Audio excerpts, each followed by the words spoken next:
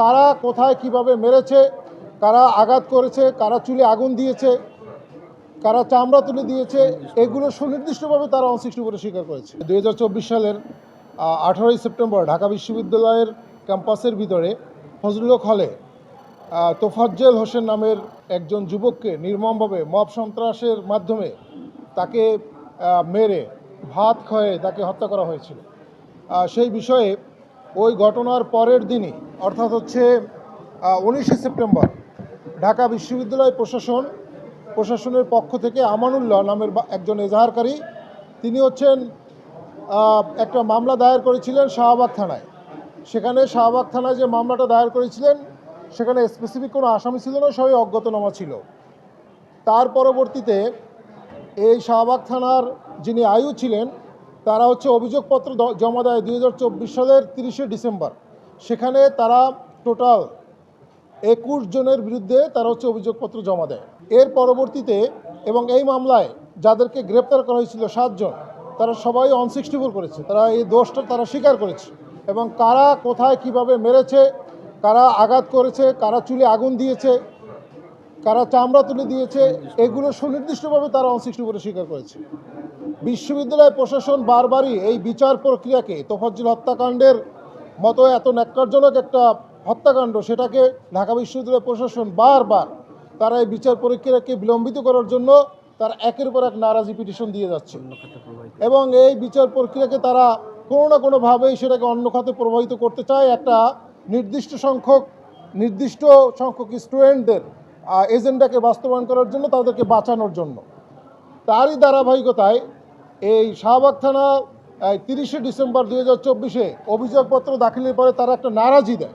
বিশ্ববিদ্যালয় প্রশাসন এই অভিযোগপত্র তদন্ত প্রতিবেদন তারা মানে নেয়, তারা নারাজি পিটিশন দিয়ে পরবর্তীতে নারাজি কোর্ট অ্যাকসেপ্ট করার পরে সেটাকে আবার পিবিআইকে তদন্ত দেয় 26শে ফেব্রুয়ারি 2025 সালে।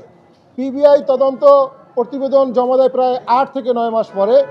এই পিবিআই তদন্ত প্রতিবেদন জমা দেয় 2025 সালের ডিসেম্বর মাসে পিবিআই তদন্ত প্রতিবেদন জমা দেওয়ার পরে পরবর্তীতে ঢাকা বিশ্ববিদ্যালয় প্রশাসন আবারও নারাজি পিটিশন দেয়।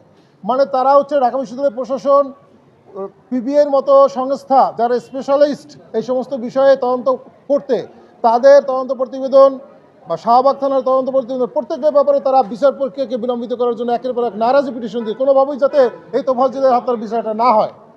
এবং তারই ধারাবাহিকতায় গতকালকে অর্থাৎ হচ্ছে গতকালকে 11 তারিখে হচ্ছে ম্যাজিস্ট্রেট 10 তারিখে ম্যাজিস্ট্রেট হচ্ছে সেই পিবিআইয়ের যে তদন্ত প্রতিবেদন যেটা দিয়েছিল সেটাকে অ্যাকসেপ্ট করে।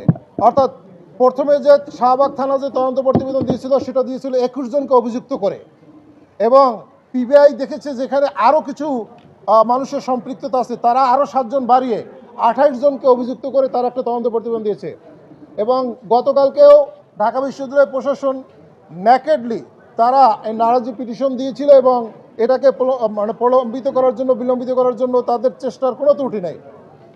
তারপরে হচ্ছে ম্যাজিস্ট্রেট সেই আমাদের অভিযোগপত্রকে গ্রহণ করে এবং 22 জন যারা পলাতক, এটা যারা এই মামলার যারা আসামি সুনির্দিষ্টভাবে একদম স্পেসিফিক ভিডিওতে সবাই আপনারা দেখেছেন কারা স্পেসিফিক মেরেছে।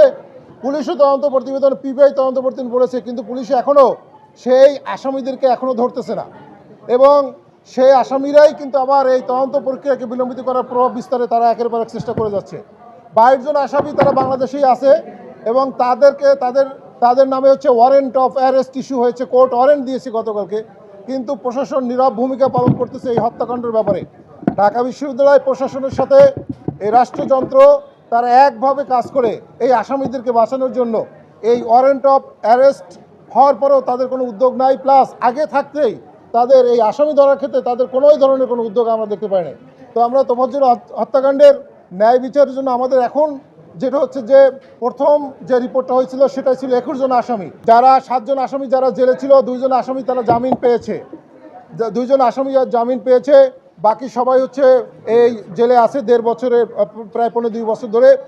আমাদের দাবি সেটা হচ্ছে ঢাকা বিশ্ববিদ্যালয়ের মতো এত বড় একটা বিশ্ববিদ্যালয়, যেটা স্বনামধন্য বিশ্ববিদ্যালয় এবং যার কাছে আমরা জাস্টিস চাই, যেখানে স্টুডেন্টরা আসলে জাস্টিসের জন্য সংগ্রাম করেছে, সেই প্রশাসন রাষ্ট্রযন্ত্রের সাথে মিলে এই তোফাজ্জল হত্যাকাণ্ডের মতো এত ন্যাক্কারজনক হত্যাকাণ্ডকে কোনোভাবেই জানে ন্যায় বিচারকে প্রলম্বিত করার জন্য কোনো ধরনের সহযোগিতা না করে।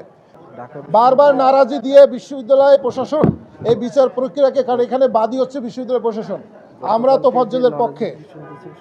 তো এবং বিশ্ববিদ্যালয় প্রশাসন বারবারই তারা এই বিচার প্রক্রিয়ার প্রলম্বিত করার জন্য বারবারই তারা নারাজি পিটিশন দিচ্ছে, একের পর এক পিটিশন দিচ্ছে।